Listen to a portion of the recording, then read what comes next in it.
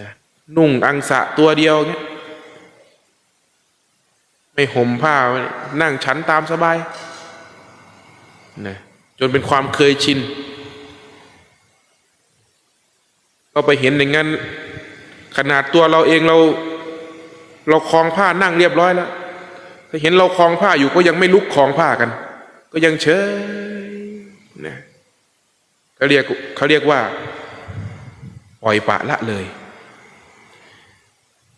ครูบาก็เลยพูดขึ้นมาคำหนึ่งว่าระหว่างปล่อยวางกับปล่อยปละละเลยนี่มันคนละเรื่องกันนะหากพวกท่านสำคัญตนว่าปล่อยวางได้ท่านก็ต้องปล่อยวางความลำบากได้เช่นกันหมายความว่าต้องเป็นอยู่กับความลำบากได้เป็นอยู่ตามกฎระเบียบได้ไม่ใช่เอาสบายเอาสะดวกว่าหากจะเอาแต่สะดวกสบายว่าเอาความปกติเอาความที่ตัวเองถือว่าง่ายว่านั่นไม่เรียกว่าปล่อยวางนั่นเรียกว่าปล่อยใจเรียกว่าปล่อยใจ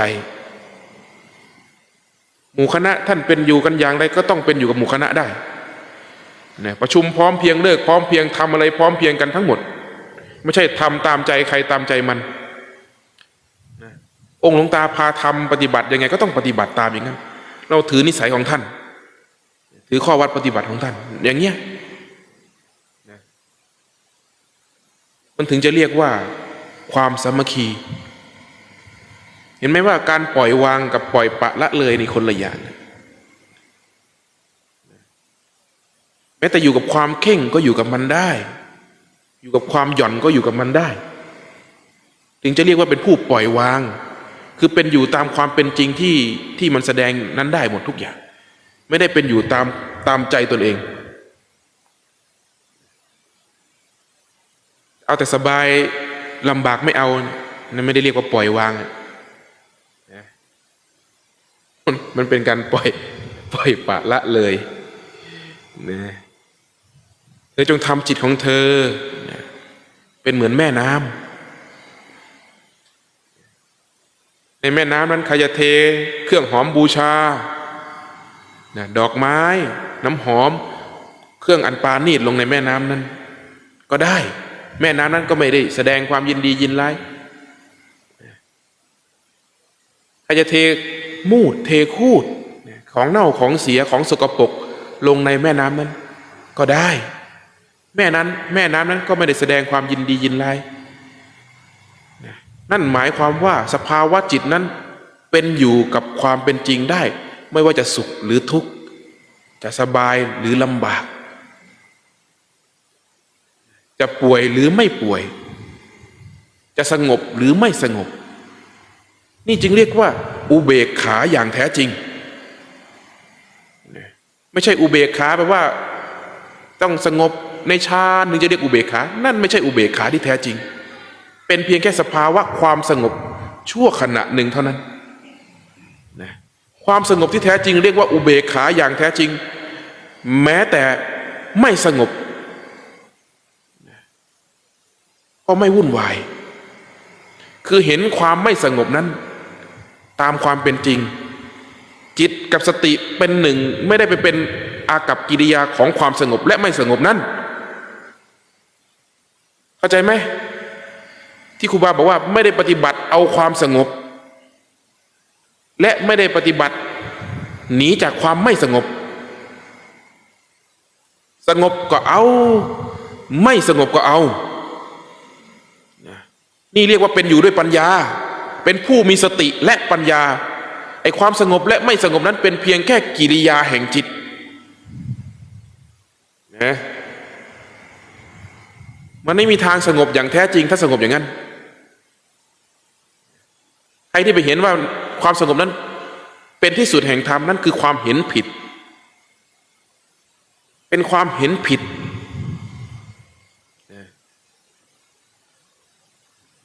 ไม่มีคำว่าอุเบกขาหรอกพอมันออกจากสภาวะความสงบนั้นมันจะโหยหาความสงบนั้นอีกมันจะอยากได้นั่งสมาธินี่อยากได้แต่สิ่งนั้นเขาเรียกว่าตัณหาเข้าครอบงำจิตแต่เราไม่มีปัญญาที่จะรู้จักมันเราจึงอยากได้แต่ความสงบนั้นมีหลายคนเป็นอย่างนี้นะ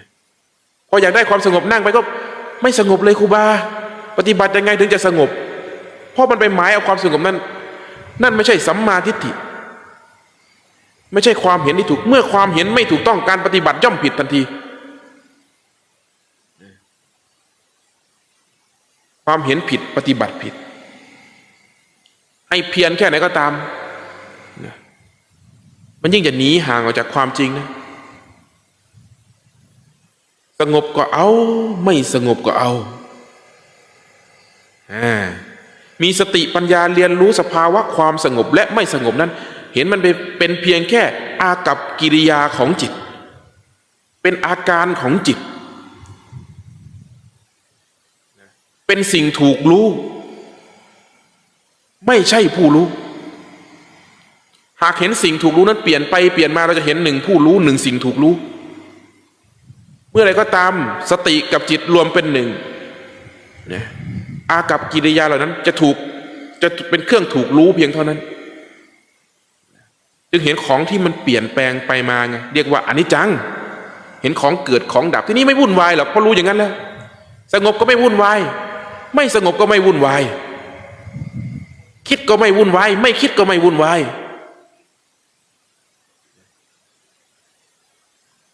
เข้าใจไหมเข้าใจอย่างนี้ไหมพอเข้าใจไหมครูบาเข้าใจนะแล้วครูบาเข้าใจมันอย่างถ่องแท้ด้วยตัวนี้แต่ครูบาไม่รู้ว่าผู้ฟังจะเข้าใจไหมเนี่ย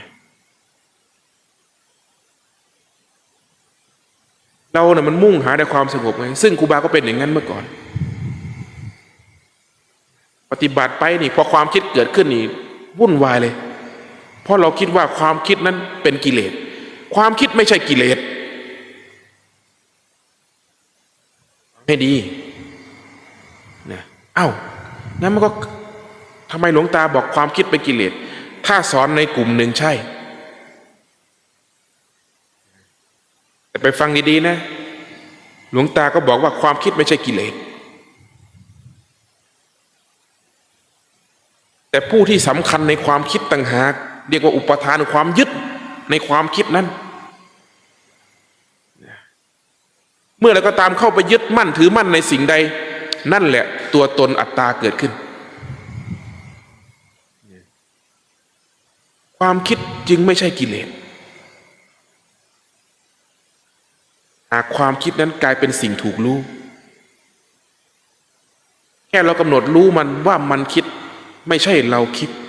เราเป็นเพียงผู้ดูผู้รู้เท่านั้นให้หมายเอาผู้รู้นี้เป็นเราก่อนหรือเรียกว่าหมายเอาจิตเป็นเราก่อนมันถึงจะปล่อยวางสิ่งต่างๆนั้นได้อารมณ์ก็ไม่ใช่เราเป็นเพียงสภาวะเกิดและดับในจิตสุขก็ไม่ใช่เราทุกข์ก็ไม่ใช่เราเป็นเพียงสภาวะเกิดและดับในจิตความคิดก็ไม่ใช่เราเป็นเพียงอากัปกิริยาที่แสดงออกภายในนี้เท่านั้นเมื่อจิตถูกอำนาจของอารมณ์เข้าครอบงำนะ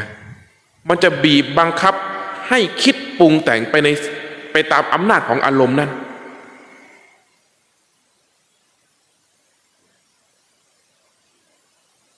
เวลามันโกรธมันคิดดีไม่ได้สังเกตไหมไม่รู้ความเมตตาความอภัยหายไปไหนหมดยิ่งโกรธมากเท่าไหร่ยิ่งคิดแต่เรื่องไม่ดีเวลากามราคะเข้าแทรกก็คิดถึงแต่เรื่องกามไม่มีเรื่องอื่นเข้ามาแทรกเลยพอมีสติอยู่บ้างพอจะยังความคิดไว้บ้างนะโดยอาศัยความคิดอีกประเภทหนึ่งมากดข่มไว้เรียกว่าคิดในเรื่องของอสุภะเห็นไหมพอรู้สึกตัวขึ้นมาว่านี่กามราคะเล่นงานเราแล้วเนี่ยก็อาศัยความคิดอีกชนิดหนึ่งที่เรียกว่าอสุภะเข้ามากดไว้เรียกว่าเอาคิดแก้คิดเพื่อหยุดกระแสอำนาจแห่งกามราคะนั้นเปลี่ยนอารมณ์นั่นเองแต่นั่นไม่ใช่การตัดกระแสการปรุงแต่งอย่างแท้จริงแต่ปรุงแต่งอารมณ์ใหม่ขึ้นมาเพื่อให้จิตนี้เสพ เข้าใจไหมเพราะไม่มีทางที่จะพ้นออกจากอำนาจของอารมณ์นั้นได้แต่เป็นการเปลี่ยนอารมณ์นะหากบุคคลใดถือหลักแห่งอานาปานสตินั้นจะเป็นการตัดกระแสอารมณ์นั้นนะแค่รู้ว่ามันคิดปุ๊บก็ตัดเข้ามาสู่ลมหายใจนะเพราะการกำหนดรู้ซึ่งลมหายใจนี้มันไม่คิดนึกปรุงแต่งใดๆแต่ด้วยอำนาจของอารมณ์ที่มันยังคลองใจเราอยู่มันจะผลักดันให้เราออกไปคิดอีกเห็นไหมมันจะพยายามออกไปคิดเพราะอารมณ์นั้นมันยังครอบงำหัวใจเราอยู่นะเราต้องมีความอดทนทวนกระแสอำนาจของอารมณ์นั้นคำว่าทวนกระแสหมายถึงทวนอำนาจแห่งอารมณ์นั้นกลับมาสู่ฐานที่ตั้งนะคือลมหายใจนะเรียกว่าสติปัฏฐานมีฐานที่มั่นนะเป็นสตินะแต่สติเรายังไม่มีกำลังเราจึงต้องอาศัยลมหายใจนั้นเพื่อฝึกให้สติมีกำลังขึ้นมาเนี่ยเรียกว่ากลับมาสู่ฐานนี่เรียกว่าเป็นการตัดกระแสความคิดปรุงแต่งไม่ต้องเอาคิดไปแก้คิดตัดมันเลย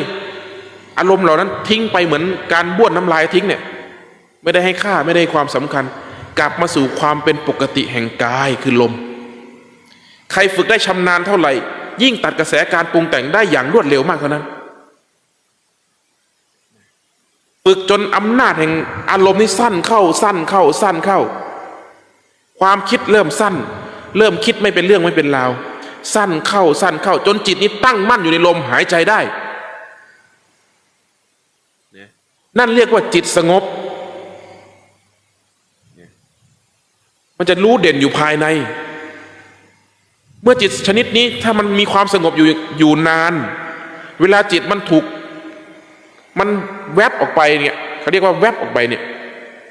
นะหรือลากไปสติที่ฝึกไว้ดีแล้วจะเห็นการเคลื่อนของจิตหรือเห็นการเคลื่อนแห่งภพเห็นมันออกไปปุ๊บนั่นมันจะไปสร้างเหตุแห่งภพแล้วพอมีสติปุ๊บมันจะตัดเข้ามาสู่ข้างในอีกไม่ให้มันออกไปไม่ให้มันไหลหลงออกไปดังคำหลวงปู่ดูลท่านกล่าวว่ารู้ข้างนอกเป็นสมุทัยผลแห่งการส่งจิตออกนอกเป็นทุกข์เห็นไหมรู้ข้างในนะเป็นมรรคท่านบอกผลแห่งการไม่ส่งจิตออกนอกเรียกว่านิโรธจิตที่อยู่ภายในเรียกว่าเป็นผู้เป็นอยู่ด้วยมรรคนี่เรียกว่ามัคคจิตอยู่บนหนทางที่ปราศจากทุกข์คือเหตุแห่งทุกข์ไม่มีผลแห่งที่จะเกิดจากเหตุนั้นจึงไม่มีจึงเป็นผู้เห็นจิตตนเองว่าเป็นผู้พ้นแล้วออกจากอาสวะกิเลสทั้งปวงเป็นผู้ไม่เกิดนี่แหละนะจิตที่มีญาณอย่างรู้เรียกว่าอาสวัคยญาณปรากฏขึ้นในจิตจึงเป็นผู้รู้แจ้งว่าตนนั้นสิ้นภพสิ้นชาติเป็นการรู้อยู่บนหนทางแห่งมรรคนี้และเป็นอยู่ด้วยมรรคจนถึงวาระลมหายใจสุดท้ายคือไม่มีเหตุไม่สร้างเหตุจิตที่ไม่ออกส่งไปสร้างเหตุแห่งทุกข์นั่นแหละจึงเรียกว่าผู้พ้นแห่งภพชาติเห็นไหมจิตที่ไม่ส่งออกที่เรียกว่ารู้อยู่ภายในเนี่ยเรียกว่านิโรธเป็นผู้ดับเย็นหรือเรียกว่านิพพานหลวงตามหาบัวท่านตบอกตัวเองขนาดนี้ตบอย่างนี้ท่านตบอย่างนี้เลยนี่เห็นไหมท่านว่ามันเด่นอยู่ภายในนี่เราอยากควักออกมาให้หมู่คณะดูท่านพูดอย่างมันฟังแล้วมันสุดเห็นไหมท่านว่ามันอยากควักออกมาให้หมู่คณะดูนะมันเด่นอยู่ภายในนี่มันตายไหมนี่ท่านว่าท่านตบอยู่เข้ามาในอกตัวเองเนี่ยคือมันไม่ออกไปข้างนอกเลยสิ่งที่มันจะรับรู้เพียงสภาวะความจริงที่ปรากฏขึ้นในตนนะ สิ้นแล้วซึ่งอดีตสิ้นแล้วซึ่งอนาคตความจริงของตนปรากฏอย่างไรจะรู้เพียงเท่านั้นเรียกว่ารู้ความจริงตามความเป็นจริงนะส่วนภายนอกนะก็รู้เท่าที่ปรากฏให้เห็นเท่านั้นนะรู้เท่าที่ปรากฏให้เห็นไม่ได้เป็นสำคัญมั่นหมายว่าต้องเป็นอย่างนั้นเป็นอย่างนี้จริงๆเนี่ยการปฏิบัติธรรมจึงย้อนเข้ามาภายในเพียงอย่างเดียวเลยไม่ได้ออกไปข้างนอกเลยธรรมะที่แท้จริงคือการรู้เรื่องของตนเองเพียงอย่างเดียวนะเข้าถึงตัวตนอย่างแท้จริงเพื่อเข้าสู่กระบวนการทำลายตนหากยังไม่ชัดในตนไม่เห็นตนอย่างชัดแจ้งจะทำลายตนได้ยังไงนะส่วนใหญ่ปฏิบัติธรรมไปก็อย่าไปเห็นแต่คนนั้นเห็นแต่คนนี้เห็นแต่คนอื่นนั่นมันคือสังขารนั่นแหละการคาดคะเนด้นเดาเอาเข้าใจหมายเอาหมายรู้นะแต่ไม่ได้รู้ความจริงที่แท้จริงหรอกไปหมายเอาว่าเข้าใจเอาว่าเชื่อว่าเป็นภัยทั้งนั้นสิ่งเหล่านี้เพราะสิ่งที่เห็นที่รู้นั้นไม่จริงสักอย่างเนี่ยไม่จริงเลยไม่แจ้งด้วยไม่แจ่มแจ้งเลยเนี่ยเห็นจิตคนนั้นดำเห็นจิตคนนี้ขาวเราบอกมันบ้าคนนั้นจริงถ้าไปเจอคนประเภทนี้นะด่าแม่มันเนี่ยหมาสีแม่มันเอ้ยมันด่าในใจนะดูสิมันจะเห็นหรือไหมมันจะรู้ไหมว่าเราด่ามันจริงนี่คือพิธีพิสูจน์ครูบากล้าท้าเลยนะลองด่าครูบาดูก็ได้ครูบาไม่รู้แต่อย่าด่าออกเสียงนะถ้าออกเสียงนี่รู้ด่าในใจไม่รู้เพราะไม่มีใครรู้ไม่มีคำว่าปัจจตังคือรู้เฉพาะตนเท่านั้นนี่คือความเป็นจริงรู้สภาวะแห่งใจของตนว่าใจตนนั้นเต็มไปด้วยกิเลสความเล่าร้อนเกิดในใจรู้ชัดแจ้งความสงบเกิดในใจรู้ชัดแจ้งนี่เรียกว่าปัจจตังเราเป็นอย่างไรเรารู้เฉพาะของเราและแก้ไขเราใจเราคล้องเคืองกับสิ่งใดเรารู้หมดเราไม่สามารถโกหกตัวเองได้ไม่มีทางนะเราอาจจะโกหกคนอื่นได้นะแต่โกหกตัวเองไม่ได้ไม่มีทางนะคนที่ยังโกหกตัวเองยังหลอกลวงตัวเองอยู่ไม่มีทางที่จะถึงธรรมะได้นะครูอาจารย์ตะวันท่านบอกว่าคนที่มีความกตัญญูต่อตนเองเท่านั้นถึงจะรองรับธรรมะอันละเอียดของพระพุทธเจ้าได้เห็นไหมว่ามีความกตัญญูต่อตนเองนะคือไม่หลอกลวงตนเองไม่เบียดเบียนตนเองไม่โกหกตัวเองถึงจะรองรับธรรมะอันละเอียดของพระพุทธเจ้าได้ใครโกหกตัวเองได้ไหมคำว่าโกหกตัวเองนี่คือตั้งใจนะ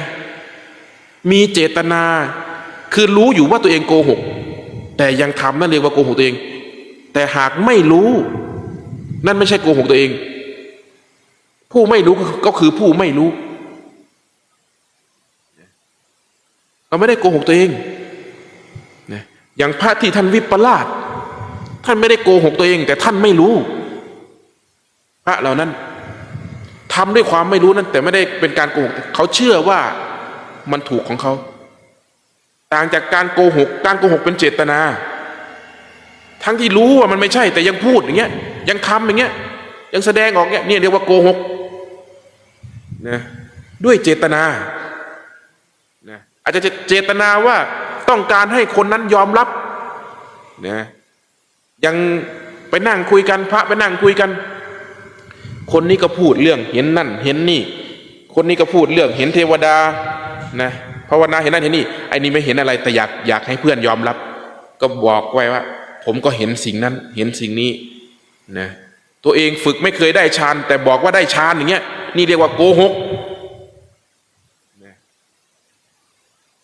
เป็นการพูดในสิ่งที่ตนไม่มีหรือเรียกว่าอวดอุตริ ไม่พูดความจริงพระพุทธองค์นี้ท่านปรับอาบัติหนักที่สุดคือปาราชิกคือสิ้นจากความเป็นสมณะตัดออกจากสายแห่งพุทธะเลยพูดง่ายๆคือตัดทิ้งไปเลยไม่เอานี่เรียกว่านะคนโกหกเข้าใจไหมนะคนนะหากมันมีตัวตนย่อมแสวงหาการยอมรับนี่ฟังไว้ให้ดีนะมันจะต้องการการยอมรับมันต้องการจุดยืนของมันหากไม่มีจุดยืนที่มันจะยืนอยู่ได้มันจะทุกข์นี่เลยเรียกว่าตัวตนเรียกว่าอัตตาหลวงปู่ชาบอกว่าเดินไปก็ไม่เดินถอยหลังก็ไม่ถอยหยุดอยู่ก็ไม่หยุดครูบาฟังเมื่อก่อนครูบาไม่เคยเข้าใจเลยนะอะไรวะเทศอะไรเดินไปก็ไม่เดินถอยหลังก็ไม่ถอยหยุดอยู่ก็ไม่หยุดแล้วจะอยู่ยังไงถูกไหมฮะท่านบอกว่าหากเข้าใจสิ่งนี้ก็เข้าใจที่สุดแห่งธรรมไอ้เราก็พยายามคิดถ้ามันไม่เคลื่อนมันก็ต้องนิ่งเพราะมันมีคนไงมีคนนี่อาการเดินไปถอยหลังหยุดอยู่นี่ออกจากคนมันต้องมีจุดหนึ่งถ้าไม่มีคนอากัปกิริยาเหล่านั้นไม่มีการเคลื่อนหรือการนิ่งจะไม่ปรากฏหากไม่มีคนแต่หากมีคนไม่นิ่งก็ต้องเคลื่อนไม่เคลื่อนก็ต้องนิ่งมีอยู่แค่นั้น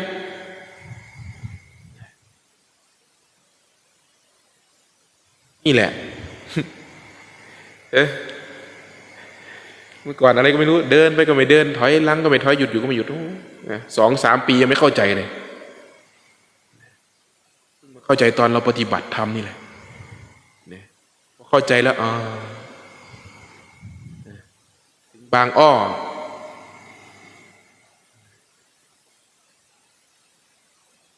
มีคำถามไหม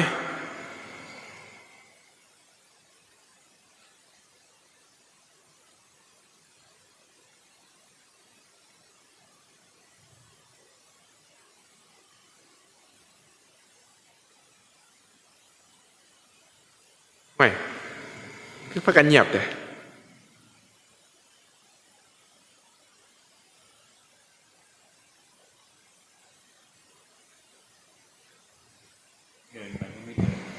ไม่บอกคนเราจะรู้นะไม่บอกง่ายๆนะ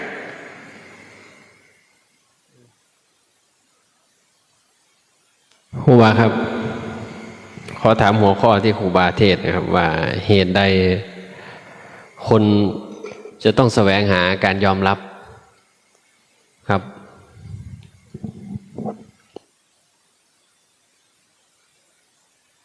อัตตามันมาพร้อมกับคือการหาการยอมรับเนี่ยมันคืออัตตาคือตัวตนไม่ใช่ว่ายกตัวอย่างแม่ชีจันทร์นี่ฟังให้ดีนะจะเอาแม่ชีจันทร์เป็นตัวอย่างเมื่อก่อนครูบาจะชมแม่ชีจันทร์ว่าครูบาบอกว่าครูบาจะนี่แหละมีแต่รับรองแม่ชีจันทร์คนเดียวเราจะพูดกับคนที่เข้ามาฟังพอแม่ชีจันทร์ได้ยินอย่างนั้นก็รู้สึกว่าไม่อยากให้เรายกยอคือประมาณว่าอย่ายกยอหนูเลยคือแบบรู้สึกไปอีกแบบหนึ่งเราบอกมันไม่อยู่ซ้ายมันก็อยู่ขวามันไม่เคยอยู่พอดีเนี่ยพอเราชมปุ๊บก็ไม่อยากให้เราชมไง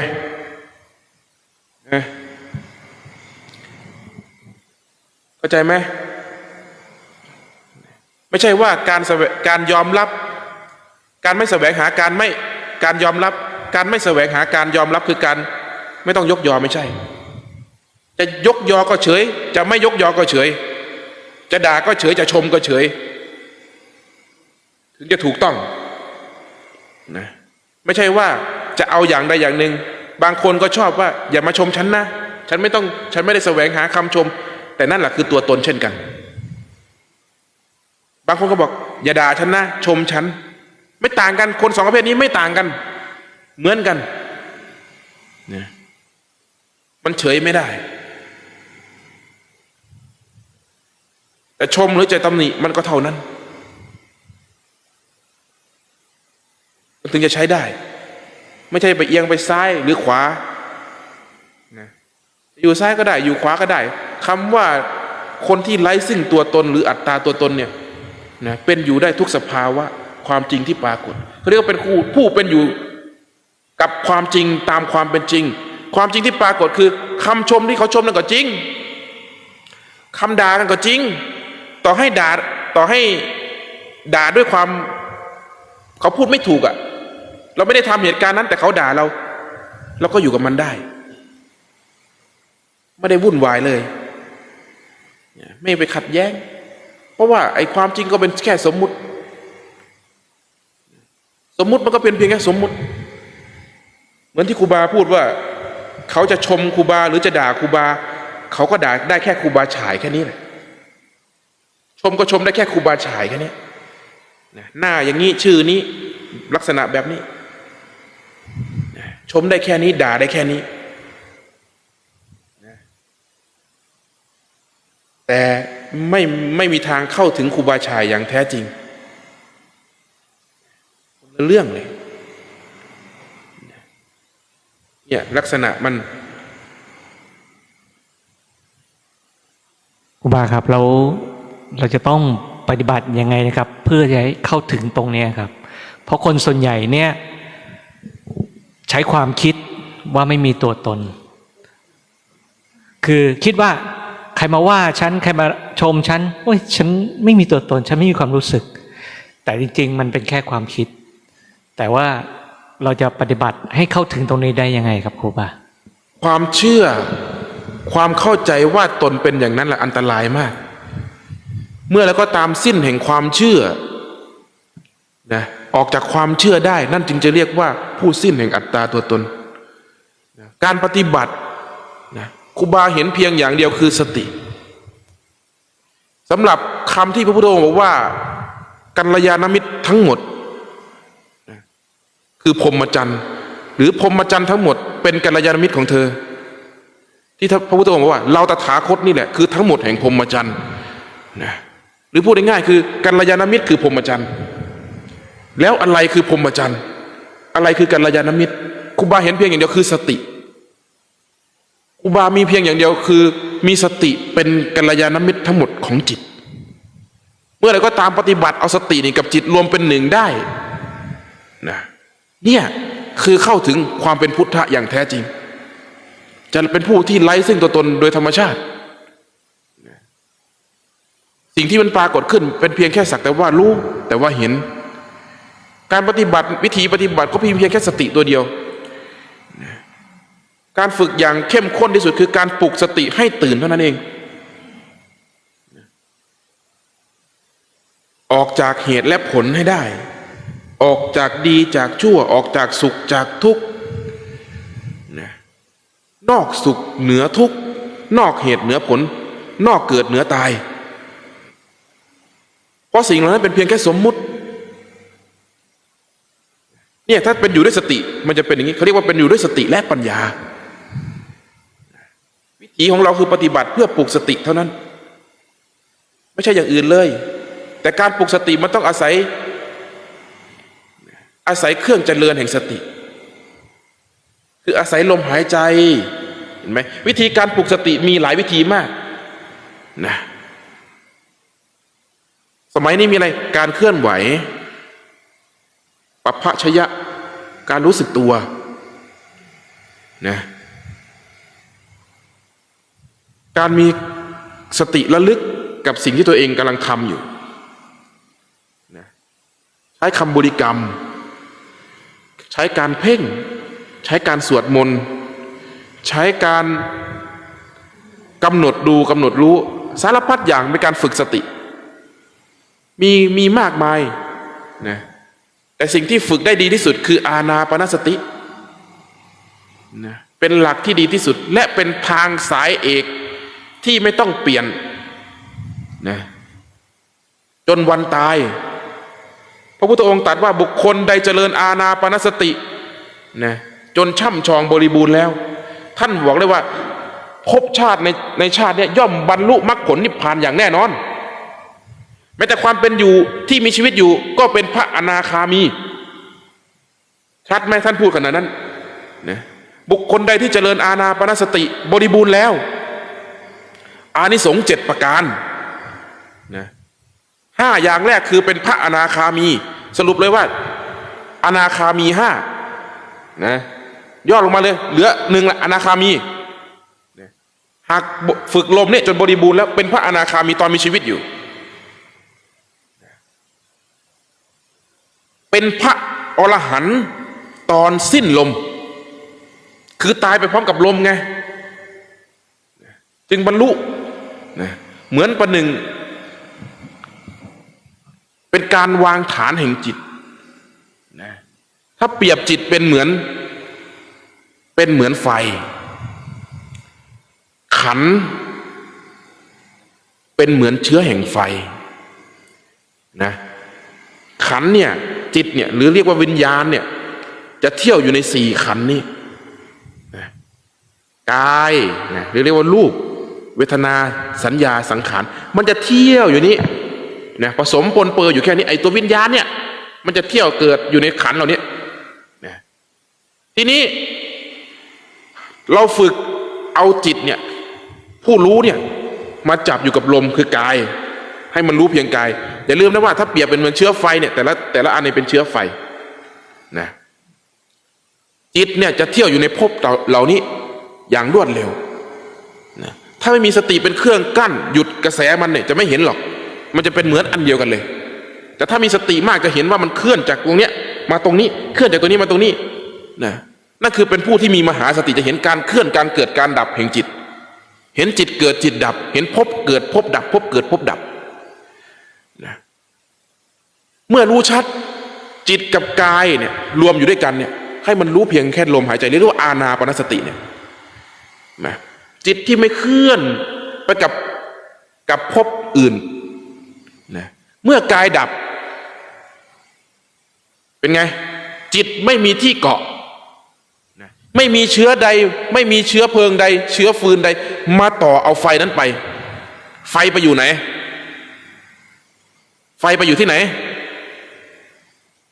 ดับไปพร้อมกันนะเห็นไหมแต่หากจิตเนี่ยไม่ตั้งมั่นอยู่ในกายคือไม่ตายไปพร้อมกับลมเกิดนิมิตเกิดความคิดนะขึ้นมาต่อเอาจิตหลงไปอยู่ในภพแห่งความคิดเรียกว่าจิตสุดท้ายเมื่อระลึกถึงสิ่งใดย่อมไปสู่ภพภูมินั้นเห็นไหมเพราะอะไรเพราะมันเป็นเชื้อไงมาต่อเอาไฟไปเรียบร้อยแล้วมันออกจากกายมาอยู่ตรงนี้แล้วแต่ตรงนี้มันไม่ดับต่อให้กายดับมันก็ไม่ดับมันเป็นภพใหม่จุติขึ้นเห็นไหมเมื่อตายไปพร้อมกับลมได้นะท่านจึงบอกว่าเป็นพระอรหันต์ตอนสิ้นลมพระพุทธองค์ท่านดับขันธ์ปรินิพพานท่านยังแสดงให้เห็นเลยว่าท่านตายไปพร้อมกับลมหายใจเห็นไหมพระอนุรุทธะเป็นองค์ตามรู้ตามดูจิตพระพุทธองค์นะท่านเอาจิตวางไว้ที่ลมเนี่ยเป็นสมาธิแต่ละขั้นอย่างที่เราเคยเห็นเคยได้ยินได้ฟังเห็นไหมตั้งแต่ปฐมฌานทุติยฌานตติยฌานไล่ไปขึ้นลงแล้วท่านดับ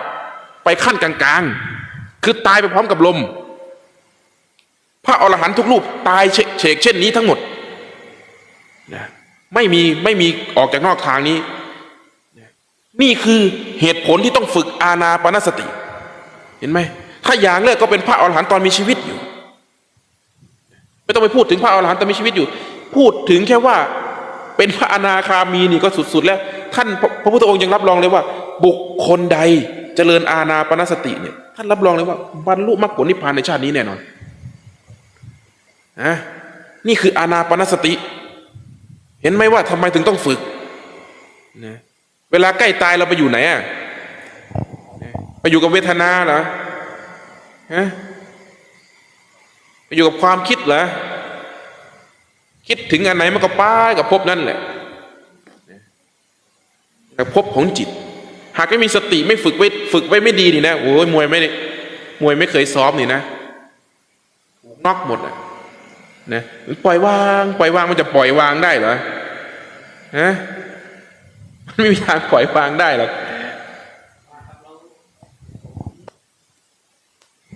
ผลจากการที่เราปฏิบัติเนี่ยนะครับเราพูดถึงก็ไม่ได้มองถึงโสดาบันอนาคามีนะครูบาแต่ว่าผลจากการปฏิบัติเนี่ยมันทำให้ไอ้ความรู้สึกอารมณ์ต่างๆเนี่ยรักโลภโกรธหลงเนี่ยมันค่อยๆน้อยลงอันนี้ถือว่าอัตราตัวตนเนี่ยมันน้อยลงด้วยหรือเปล่าครับครูบาทุกคนนั่งอยู่เนี่ยเป็นหมดแม้แต่ตัวพี่หนึ่งเองจะรู้ชัดเลยว่าพี่หนึ่งกับเมื่อก่อนกับพี่หนึ่งคนเมื่อก่อนต่างกันมากนะตัวครูบาเองเป็นคนที่มีความทะเยอทะยานมากนะแล้วทำอะไรทำแบบบ้าคลั่งเราตั้งเป้าไว้ว่าภายใน5 ปีเนี่ยเราทำอะไรเราต้องประสบความสำเร็จเรากำหนดเลยว่าเราจะมีอิสระทางการเงินอายุไม่เกิน35เราตั้งไว้อย่างนั้นเลยคือ35นี้เราต้องมีอิสระในการใช้เงินคือเราวางแผนไว้หมดนะแล้วก็พัฒนามานั่นหมายถึงความทะเยอทะยานอย่างมากความโลภเป็นอย่างมากพอถึงจุดหนึ่งไม่รู้มันหายไปไหนรู้สึกว่าความต้องการมันความปรารถนาของเรามันลดลงอย่างมากจนประหนึ่งว่าเราเหมือนแบบคนที่หมดไฟพูดง่ายๆคือหมดไฟแต่ความเป็นจริงไฟดวงใหม่เกิดขึ้นมันหมดความทะเยอทะยานอยากจากโลกไปนั้นแต่มันมีไฟดวงใหม่แห่งการแสวงหาความรู้แจ้งเกิดขึ้นใจมันจึงมุ่งมาทางธรรมเพียงอย่างเดียวมันเปลี่ยนหนทางเปลี่ยนเวพี่หนึ่งก็คงจะรู้ชัดในเส้นทางนี้นี่คือการปฏิบัติมันเป็นอย่างนี้ทุกคนนะในเมื่อมันลดลงได้มันย่อมหมดได้นี่คือสิ่งที่ครูบาเห็นชัดเลยมันลดลงได้มันต้องหมดได้นะเรารู้ชัดว่ามันไม่หมดแต่เรารู้ว่ามันลดลงจากเดิมเป็นอย่างมากนะมันลดลงได้มันต้องหมดได้เราจะทำให้ความรู้นี้มันยิ่งที่สุดคือเราเห็นเป้าหมายไงแต่เราไม่รู้หรอกว่าต้องทำยังไงแต่มันก็ต้องคำทางไปด้นเดาไปศึกษาไปทำไปลองผิดลองถูกไปนะเพราะไอ้ตำราที่บอกมามันไม่ชัดสักอย่างอ่ะนะมันไม่ชัดสักอย่างด้วยประสบการณ์ของเรายังไม่ปรากฏขึ้นด้วยนะสิ่งที่เรามีประสบการณ์ร่วมเราถึงถึงบางสิ่งไหนที่เราไม่มีประสบการณ์ร่วมกับพ่อแม่ครูบาอาจารย์เราก็ไม่รู้เหมือนกันเนี่ยมันลดอยู่แล้วพี่หนึ่งก็นี่แหละครับที่ครูบาอาจารย์สอนเกี่ยวเรื่องการพัฒนาลมแบบอานาปานสตินะครับสิ่งนี้คือผลที่ผมได้ปฏิบัติมาแล้วเห็นผลจริงๆว่าสิ่งต่างเนี่ยมันลดน้อยลงก็พยายามจะดำเนินตามอย่างนี้ครับครูบาการทำงานเรามันจะเป็นการทำงานด้วยจิตว่างคำว่าจิตว่างนี่ว่างจากกิเลสว่างจากความโลภแต่เป็นการทำงานเพราะทำงานเท่านั้นนะเป็นทำงานด้วยสติปัญญาไม่ได้ทำด้วยความโลภหากความโลภไม่ได้มาครอบงำใจเราเนี่ยการทำงานอะไรมันดีหมดนะมันจะไม่มีความผิดพลาดจะน้อยมากสมัยก่อนพระพุทธทาสท่านพูดทำงานด้วยจิตว่างไม่มีใครฟังได้หรอกไม่มีใครฟังได้คำว่าทำงานด้วยจิตว่างคือมันว่างจากความยึดมั่นถือมั่นเป็นผู้สร้างแต่เหตุเท่านั้นไม่ได้หวังผลนะดูแค่เหตุว่าเราทำเหตุอย่างเงี้ยผลมันย่อมไปประหนึ่งเราเดินทางเงี้ยเราเดินทางไปกรุงเทพเงี้ยจากวัดป่าบ่อน้ำพยินไปกรุงเทพผู้ที่หวังผลจะบอกว่าตอนไหนจะถึงส่วนผู้ที่สร้างจากเหตุผู้ที่สร้างแต่เหตุจะรู้ว่ามันขับรถ60มันก็ถึงเท่านี้แหละอยากถึงเร็วกว่านี้มึงก็เหยียบคันเร่งไปอีกแค่นั้นเองคือเขาจะเป็นอยู่แค่เหตุเท่านั้นเขาจะรู้แค่ว่าถึงนี้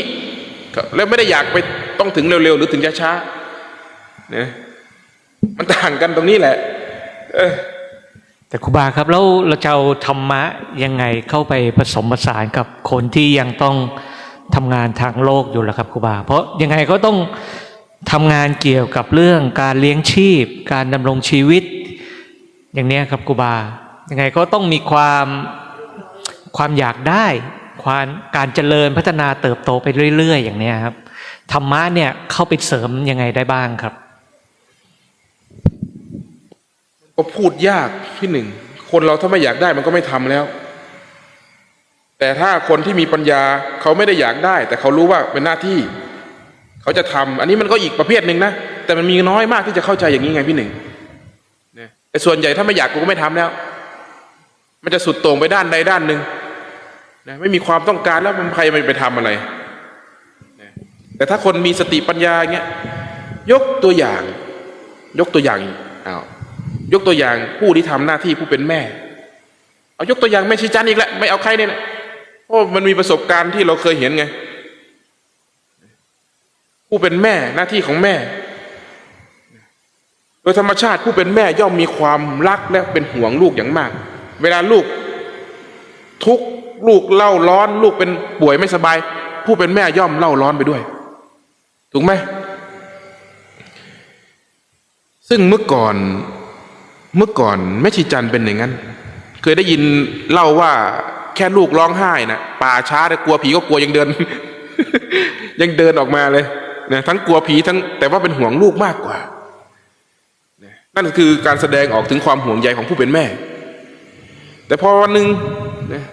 ไอ้ทงเทงป่วยหนักหน้านี่ซีดเหลืองปากนี่เหลือง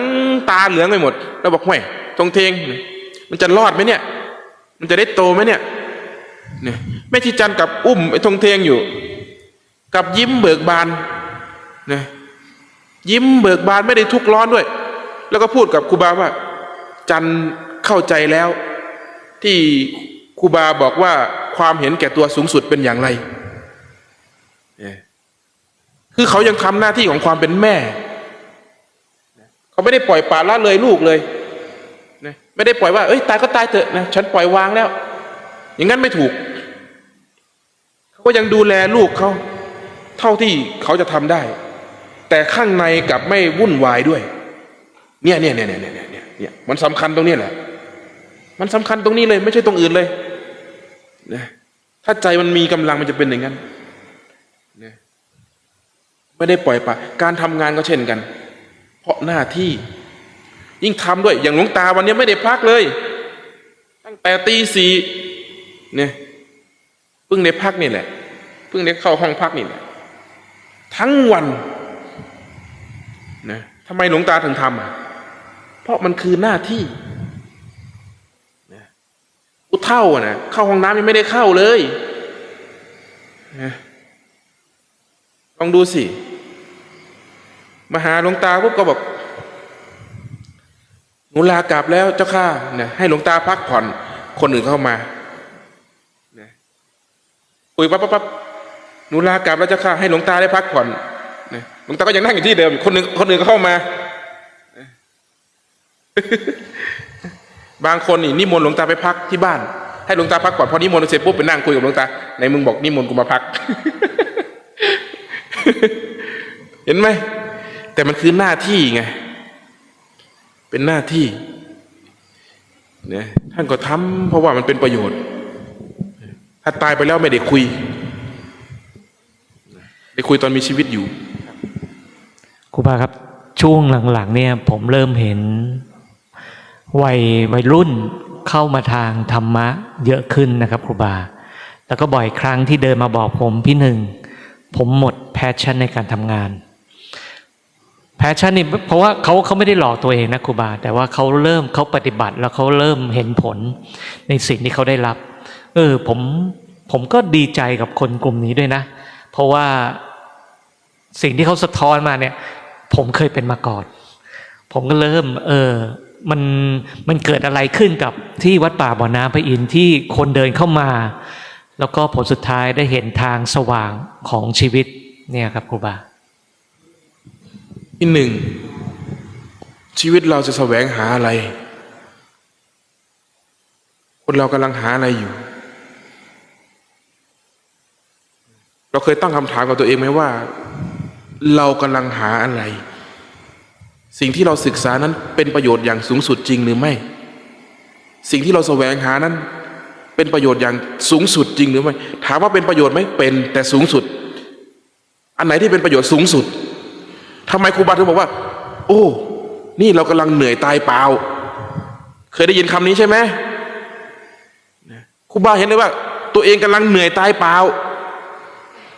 นะนี่เรากำลังเหนื่อยตายเปล่าเพราะว่าสิ่งที่เราแสวงหานั้นไม่ใช่คำตอบที่เราต้องการนะครูบาต้องการสิ่งที่สูงสุดเราเห็นอย่างนั้นเราจึงอุทานกันมาพูดเลยนี่เรากำลังเหนื่อยตายเปล่าเราจะรออะไรจะรอให้แก่ก่อนเหรอจะได้แก่ไหมเนี่ยจะได้แก่ไหมคนก็จะมองว่าหมดไฟเชื่อไหมว่าเพื่อนครูบาทุกคนนี่บอกครูบาหมดไฟหมดเลยหมดไฟหมดแต่เราก็ไม่ได้หยุดทำนะเราก็ทำเหมือนเดิมแต่ความทะเยอทะยานอยากเรามันหมดไปทีนี้ทำงานด้วยความไม่ได้อยากได้เหมือนเมื่อก่อนแต่งานกลับเยอะกว่าเมื่อก่อนอีกแปลกไหมงานนี่เยอะมากเพราะเราทำงานได้ดีขึ้นเราไม่เอาเงินเป็นที่ตั้งไงเราเอางานเป็นที่ตั้งงานมันออกมาดีทีนี้เงินมันเป็นผลพลอยได้จากงานนะมันเป็นมาอย่างนี้แต่สิ่งที่ครูบาแสวงหาที่สุดคือครูบาอยากรู้ว่าพระพุทธเจ้าท่านรู้อะไรนี่เพราะเราเห็นว่า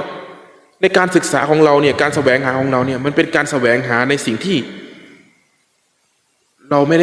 ได้ต้องการคำตอบนั้นเรามีคำถามอยู่ในใจคือความต้องการของแต่ละคนมันต่างกันต้องเข้าใจตรงนี้กันนะสำหรับตัวครูบาเองครูบาต้องการสิ่งที่เหนือกว่าคนเขาแสวงหาคือเราเห็นว่าเราหาทรัพย์สมบัตินี่มันเหนื่อยตายเปล่าพอถึงจุดหนึ่งเราก็เห็นว่าทุกคนเนี่ยพอแก่มาเนี่ยถึงจุดหนึ่งกลับมองข้ามสมบัติไปนะกลับไปแสวงหาการทานการอะไรนะเพราะใกล้จะตายแล้วกลัวว่าตัวเองนี่ว่าตายไปแล้วเนี่ยจะไม่ได้ไปสู่ภพภูมิที่ดีไม่ได้ไปสู่ภพที่มันดีกว่าเดิมนะครูบาว่ามันรู้ตัวช้าไปแต่ก็ยังดีกว่าไม่รู้ตัวนะก็ยังดีกว่าไม่รู้ตัวถ้าเราเห็นอย่างนั้นทำไมเราไม่เอาจุดสูงสุดมันเลยล่ะเนี่ยเรายอมฝืนใจตัวเองเนี่ยถามว่าออกมาบวชนี่ฝืนใจอย่างมากไหมฝืนอย่างมากนะพี่หนึ่งครูบาทิ้งความเยินยอสรรเสริญในหมู่เพื่อนครูบานี่ถือว่าเป็นเบอร์หนึ่งในหมู่เพื่อนครูบานะ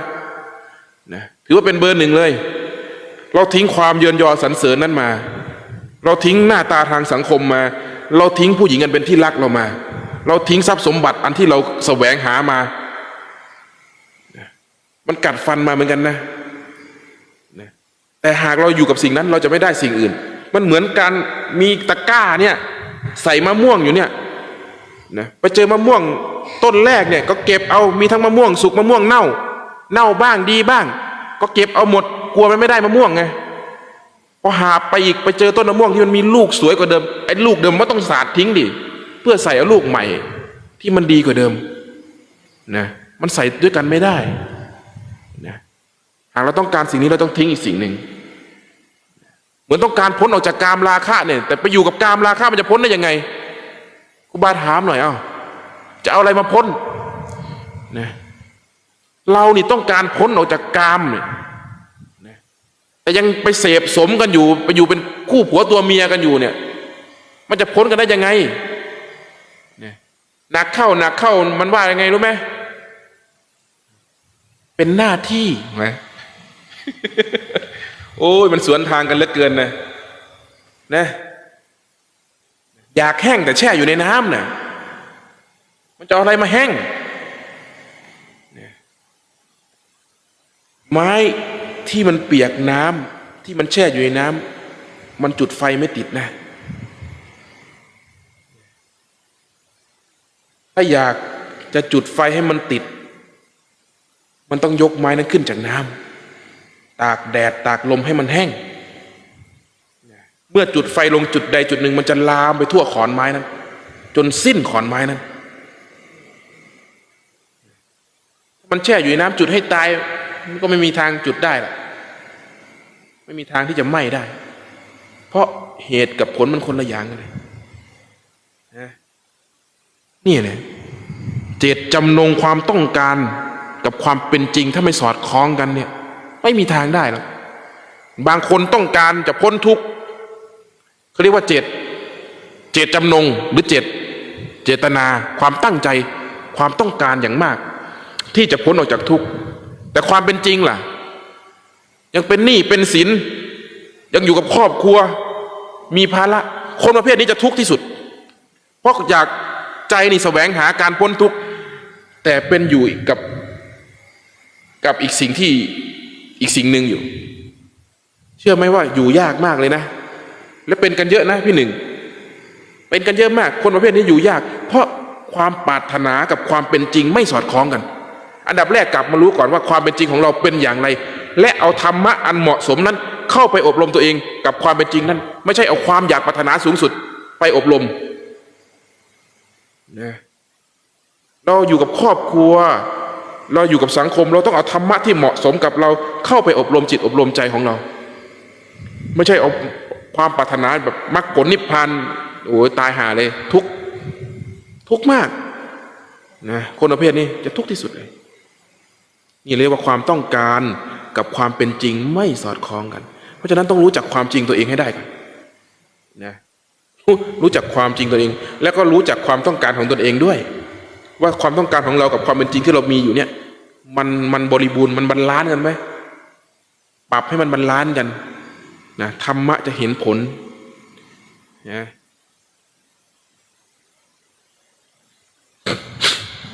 ครูบาขอคำถามสุดท้ายครับคำถามทางบ้านขอเป็นคำถามของคุณบุญกองครับข้างบ้านเลี้ยงไก่มาจิกกินทุกวันเจ้าของไก่ก็สนิทกันไม่กล้าทำอะไรตอนนี้ผักกะเพราตายหมดต้องทำยังไงครับครูบาอย่าโง่กว่าไก่สิครูบาจะยกตัวอย่างตัวครูบาเองนะปฏิบัติเดินจงกรมเนี่ยเราต้องการแสงสว่างนะเราต้องการแสงสว่างเราไม่รู้เราก็เลยจุดเทียนนะพอจุดเทียนไว้พอได้แสงสว่างปุ๊บเราเดินไปจวดเสียงแมลงมันบินเข้าไฟ ตายกันหมดนะเกิดความสงสารแมลงนะแต่แสงสว่างก็ต้องการไม่อยากให้แมลงตายด้วยทำไงล่ะทีนี้พอดับไฟปุ๊บก็มองไม่เห็นทางนะพอมองไม่เห็นก็เดินไม่ได้แสงสว่างก็ต้องการแล้วก็ไม่อยากให้แมลงตายด้วยครูบาก็เลยต้องไปทำไอ้ที่ครอบไฟมานะทำที่ครอบเอาตะแกรงมาตะแกรงกรงไก่เนี่ยมาตัดเป็นที่ครอบเอาถุงพลาสติกใสๆเนี่ยหุ้มไว้นะให้เป็นใสๆไม่ให้แมลงเข้าได้ก็ทำสูงๆหน่อยกันความร้อนให้มันใหญ่ๆเนี่ยก็ตั้งครอบไว้แมลงก็เข้าไม่ได้แสงสว่างก็ได้ด้วยแฟร์อุ้ยไก่มันจะฉลาดเกินคนได้ยังไงเนาะก็หาอะไรมามุงมารอบมันดีถ้าอยากได้ต้นกะเพราเนี่ยนะไม่งั้นก็ปลูกให้ไก่มันกินซะถือว่าทำทานปลูกมันเยอะๆเวลาเอาไปผัดมันจะได้เป็นรสกะเพราเลย นะฉลาดกว่าไก่หน่อยสินะครูบาแถมให้หน่อยครับหมาข้างบ้านเห่าเสียงดังทุกคืนไม่รู้จะทำยังไงครับครูบาโอ้คนที่ยอมรับความจริงตามความเป็นจริงได้ นะจะไม่วุ่นวายกับสิ่งที่มากระทบนั้นคือความจริงคือหมามันเห่านะถ้าเราไปรำคาญนั่นแหละเราจะทุกข์นะเราต้องเข้าใจว่าธรรมชาติของหมาเป็นอย่างนั้นไม่อยากได้ยินก็ง่ายเราแก้หมาไม่ได้นะสมัยนี้มันมีอะไรหูฟังที่เสียบเข้าไปปุ๊บไม่ได้ยินเสียงเลยนะถ้าจะหมายเอาความสงบคือการไม่ได้ยินนะง่ายนิดเดียวทำหูให้หนวกรับรองหมาเห่าก็ไม่ได้ยินมาถ้าเราโกรธหรือไม่พอใจหมาล่ะครับก็หมาบุญแล้วหมามันยังบ่ได้โกรธนะมันเห่าซื้อนะที่จริงถ้าเราเข้าใจธรรมชาติของมันเราจะไม่วุ่นวายกับมันนะเหมือนเราเข้าใจธรรมชาติของเด็กว่าเด็กเป็นอย่างนี้เวลาเด็กมันดื้อเราก็จะยิ้มกับมันได้เราจะยิ้มใส่มันว่ามันดื้อตามภาษามันเราเข้าใจธรรมชาติของลิงนะเราเห็นลิงเราก็จะไม่วุ่นวายกับลิงเราเข้าใจธรรมชาติของสัตว์เราเห็นสัตว์เราจะไม่วุ่นวายกับสัตว์อย่างคนมาวัดเนี่ยแน่นอนมากอยากได้ความเงียบ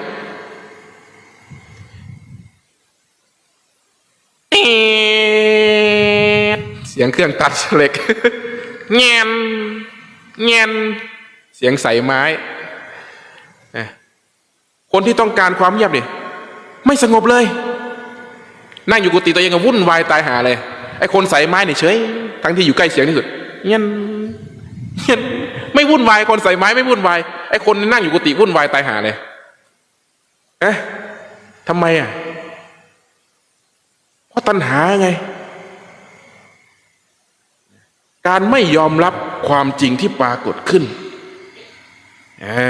ใจที่ออกไปตัดสินกับสิ่งที่ได้ยินได้ฟังได้เห็นนั่นแหละทุกข์เมื่อเรายอมรับมันได้ธรรมชาติมันแหละเหมือนหลวงตาน่ะเขาเปิดเพลงเห็นไหมหลวงตาเคยเล่าเขาเปิดเพลงหันลำโพงเสียงมันดังเขาก็กลัวว่าหลวงตาจะรำคาญก็มาขอหลวงตาบอกมึงเปิดหันลำโพงมาทางกูนี่ให้กูได้ฟังด้วย ไม่วุ่นวายหรอกเสียงข้างนอกไม่ได้วุ่นวายเลยมีแต่เรานั่นแหละที่ไปวุ่นวายกับเสียงตัวครูบาเองไปนั่งภาวนาอยู่ที่วัดไก่มันขันน่ะไก่เป็นพันๆตัวน่ะมันขันน่ะเรากำลังนั่งสมาธิอยู่ประมาณตีสองเนี่ยตีสองกว่านั่งสมาธินะกะว่าช่วงเวลานั้นมันเงียบสงบแล้วจะทำจิตให้มีความสงบนั่งลงไปเอกไก่แล้วมันขันตัวหนึ่งมันขันพร้อมกันนี่ไก่ปลาน่ะโอ้โหวุ่นวายมากเลยตอนนั้นคือในใจเนี่ยต่อให้ไม่มีคำพูดใดๆนะแต่รู้สึกว่าไม่พอใจเสียงไก่การกระทำของครูบาจะทำยังไงรู้ไหมหยิบหูฟังมาเสียบหูนั่นคือการแสดงออกถึงความไม่พอใจเสียงที่ได้ยินต้องการจะเปลี่ยนอารมณ์นั้นจึงหยิบหูฟังมาเสียบหูเพื่อที่จะเปิดเสียงเทศนั้นกบเสียงไก่เกิดความรู้ขึ้นมาว่าอ้าวนี่ก็เสียงเหมือนกันเสียบอยู่ในหูด้วยทำไมเราไม่รำคาญแต่ทำไมเรารำคาญเสียงไก่ทำไมเรารำคาญเสียงนั้นแต่ทำไมเสียงนี้เราไม่รำคาญครูบาเห็นเลยว่าครูบายึดมั่นถือมั่นยังไงคือเราพอใจและไม่พอใจเราไม่พอใจเสียงไก่ไงเราพอใจเสียงธรรมะหากไม่พอใจกับสิ่งไหนสิ่งนั้นเป็นทุกข์หากพอใจกับสิ่งไหนสิ่งนั้นเป็นสุขครูบาเข้าใจเลยตอนนั้นถอดหูฟังออกโอ้เชิญมันขันมาจากตอนแรกนี่แค่เสียงไก่ขันเนี่ยทุกข์มากทีนี้มันขันเหมือนเดิมแต่กลับไม่ทุกข์เห็นไหมว่าไม่ได้เกี่ยวกับเสียงเลยไม่ได้เกี่ยวกับเสียงแม้แต่น้อยครูบาถึงบอกว่าเสียงข้างนอกไม่ได้วุ่นวายหรอกมีแต่เรานั่นแหละไปวุ่นวายกับเสียงนี่ถ้าเห็นอย่างนี้ไม่วุ่นวายที่นี่อยู่ได้หมดนะสงบทั้งที่ได้ยินอยู่สงบทั้งที่เห็นอยู่สงบทั้งที่ไม่สงบนั่นแหละนี่จึงเป็นความสงบอย่างแท้จริง วันนี้ก็สมควรแก่เวลาครูบาขออนุญาตครับ คุณสุรพลโคจำนงเขาอยากนิมนต์พระอาจารย์ไปแสดงธรรมที่3ชายแดนจังหวัดภาคใต้ครับ ให้ครูบาเลือกวัดไหนก็ได้ครับ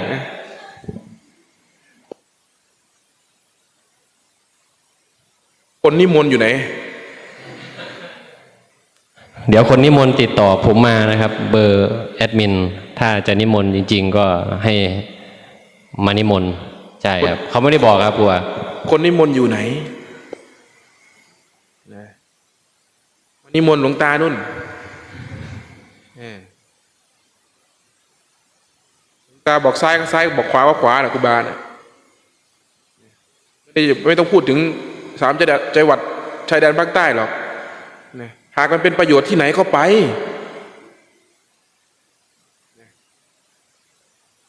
จะเป็นต้องว่าต้องเป็น3จังหวัดชายแดนภาคใต้ต่อให้เป็นต่างประเทศหากเป็นประโยชน์ก็ไปแต่หากดูแล้วไม่เป็นประโยชน์ก็ไม่ไปไม่ใช่ว่านิมนต์เราจะไปหมดนะถ้าเป็นประโยชน์ถึงจะไปไม่เป็นประโยชน์ก็ไม่ไป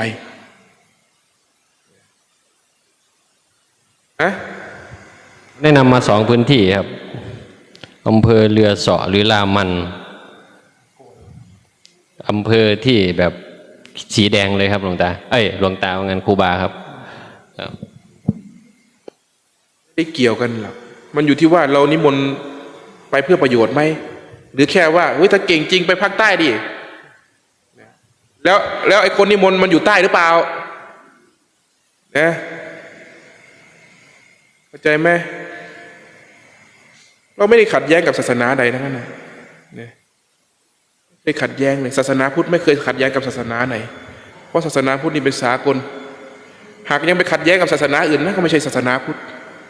ไม่ใช่วิถีแห่งพุทธวิถีแห่งพุทธนี่คือเป็นวิถีแห่งสากลไม่ได้มีความยึดมั่นถือมั่นว่าเป็นศาสนาจะอยู่กับอิสลามก็ได้อยู่กับพราหมณ์ฮินดูอยู่กับคริสต์ได้หมดโดยวิถีแห่งพุทธไม่ขัดแย้งซึ่งกันและกันเป็นกันเขาเรียกว่าเป็นกัลยาณมิตรเพราะศาสนาพุทธนี่เป็นศาสนาแห่งเสรีภาพและสันติภาพไม่ขัดแย้งจึงเป็นความเป็นสากลส่วนความเชื่อก็เป็นเรื่องของความเชื่อเราไม่ก้าวล่วงกันแต่ความจริงนั้นไม่ขัดแย้งกับสิ่งใดความเชื่อย่อมขัดแย้งกันเพราะความเชื่อนั้นต่างกันความจริงไม่ขัดแย้งกับสิ่งใด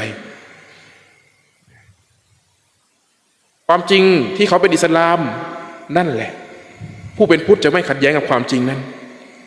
ความจริงที่เขาเป็นคริสต์ผู้เป็นพุทธก็ไม่ขัดแย้งกับความจริงนั้นนี่คือความเป็นจริงศาสนาพุทธจึงเป็นศาสนาแห่งสัจธรรมความจริงเข้าใจไหมครูบาครับขอโอกาสขออีกคำถามครับไหนบอกสุดท้าย วันนี้ไม่ได้คำถามเลยครูบาครับทุกข์ใจลูกเป็นหนี้มากมายช่วยจนสุดกำลังแล้วจะเอาธรรมะข้อไหนเป็นที่พึ่งคะ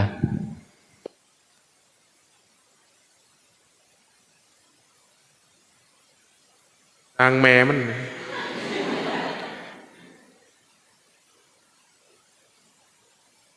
กรรมใดใครก่อคนนั้นก็แก้เอาเราก็ช่วยแล้วตามเขาเรียกว่าเราช่วยตามกำลังความสามารถของผู้เป็นแม่เป็นพ่อแล้วนะแก่แล้วเลี้ยงลูกให้มันโตอย่าเลี้ยงลูกให้เป็นเด็กนะให้เขามีโอกาสได้ตัดสินใจเลือกและจงแก้ไขในการตัดสินใจของเขาเองครูบาสอนหลานครูบาไม่เคยบังคับหลานแล้วไม่เคยป้อนบังคับให้มันทำอย่างนั้นอย่างนี้ครูบาจะเปิดทางเลือกให้เขาเสมอหลานครูบาเนี่ยแม่เขาเนี่ยจะห้ามผู้เป็นแม่เขาเข้าใจนะคือคนส่วนใหญ่จะห้ามลูกว่าอย่าทำอย่างนั้นอย่าทำอย่างนี้อย่าอย่างนั้นอย่างนี้เพราะอะไรเพราะเดี๋ยวมันจะเกิดอุบัติเหตุเดี๋ยวจะเสียหายอะไรสักอย่าง เขาจึงห้าม แต่ลูกมันไม่เข้าใจหรอกมันก็ยังทำอยู่เหมือนเดิมบาเรียกหลานมาปุนโป๊บมานี่ปุนโป๊บมานี่หนูเล่นได้นะคือเขาจะปีนรถ2 แถวเล่นไงเด็กเขาจะปีนรถ2 แถวเล่นแม่เขาจะห้ามลงมาเดี๋ยวนี้เนี่ยแล้วก็เห็นแล้วก็ไม่ได้เรื่องเลยแล้วก็เลยถือโอกาสเราจะสอนให้เราเรียกปุนกับโป๊บมานี่ก่อนหนูเล่นได้นะหนูปีนขึ้นไปจนถึงที่สุดของหลังคานั้นก็ได้นะแต่หนูรู้ไหมว่าถ้าตกลงมานี้หนูจะเจ็บหรืออาจจะขาหักเลยแต่น้าก็ไม่ได้ห้ามนะหนูปีนได้เลยแต่หนูต้องรับผลที่ตามมาหากหนูตกลงมาน้าจะตีซ้ำโอเคไหมเราไม่ห้ามปีนเลยนะทีนี้มันรู้แล้วว่าถ้ามันปีนขึ้นสูงมันจะตกมันจะเลือกแล้วมันก็เล่นต่ำๆของมันทีนี้พอไปบวชเนนเราไปบวชเป็นพระเขาก็ไปบวชเนนด้วยเด็กมันก็วิ่งโซนของมันนะเนนน้อยมันวิ่งกันแล้วกระเบื้องมันลื่นไงถ้ำนมผานะมันมีน้ำหยดแล้วก็บอกเนนมานี่เนนก็บอกเหมือนเดิมหนูวิ่งเล่นได้นะเนนเล่นได้เลยนะแต่หากล้มมาหลวงนาตีซ้ำโอเคไหมแล้วก็ว่าอย่างนี้